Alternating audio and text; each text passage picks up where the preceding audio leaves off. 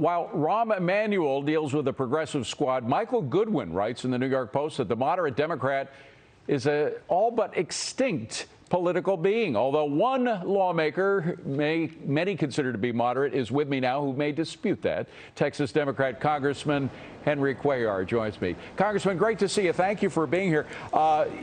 Michael Goodwin actually named some names of congressmen and senators who used to be considered moderate but have swung very far to the left. He mentions Kristen Gillibrand, for example, from New York. She, of course, is pushed to the left by the likes of AOC and others.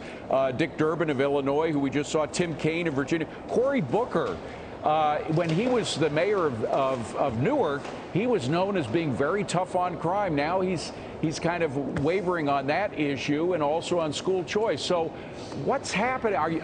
By the way, do you feel yourself drifting more to the left?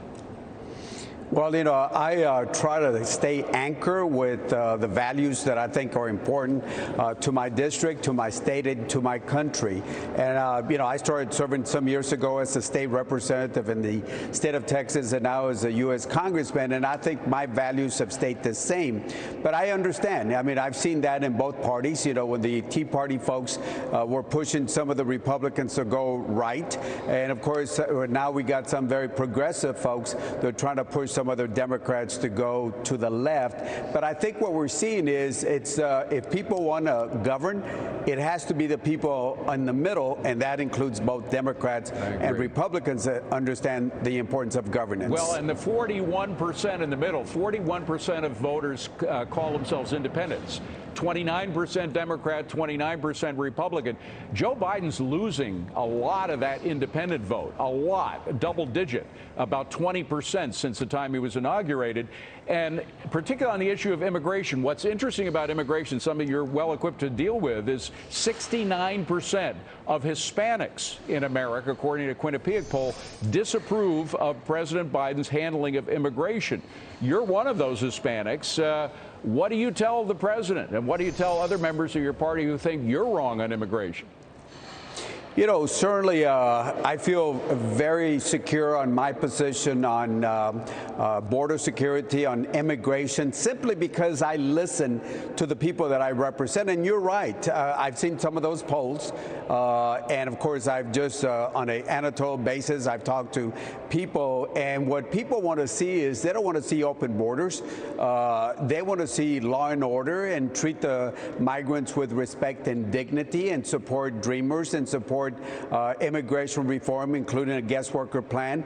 But they don't want to see open borders. And that is what I've been trying to tell the Biden administration since December 11th of 2020 when we were talking to the transition team. But Congressman, you know, meanwhile, you have real policies being made. You have these drop-offs of immigrants, thousands of immigrants all around the country being made in the dead of night. You have huge sections of border wall, about $100 million worth of border wall that we've already paid for that are rusting on the ground in your state of Texas. What do we do about that?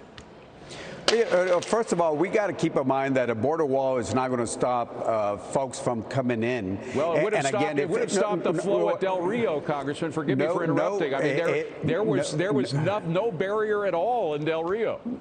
Well, let me tell you, you don't build a river. I mean, you don't build a wall in the middle of the river. That's the middle of the.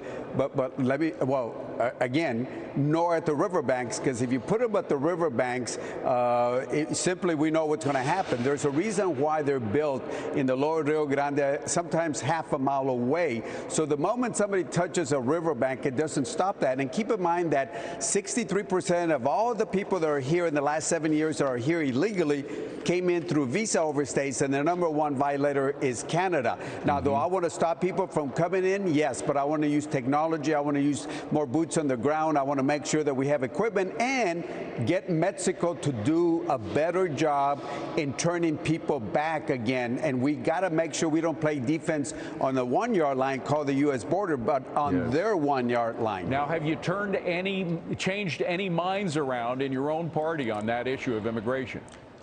You know, I will tell you this. Quietly, a lot of people have said, thank you for helping us to try to save the Democratic Party when it comes to immigration. I would tell you also that the Biden administration is slowly moving into some direction that I think they should have taken a long time ago, and that is following what Secretary Jay Johnson did under the Obama administration. Well, they're still saying that the border is closed. You don't agree with that, do you?